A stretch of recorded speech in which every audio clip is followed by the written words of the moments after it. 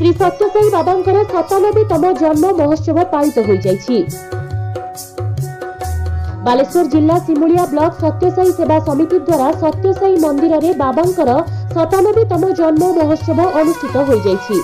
एही परिप्रेक्षी में मार्कड़ा नीलकंठेश्वर मंदिर पाखरु 101 कलश महिला भक्त माने शोभायात्रा रे बाहरी साई मंदिर को आनिथिले और कलश स्थापना करने सहित पूजा अर्चना करा जायथिला।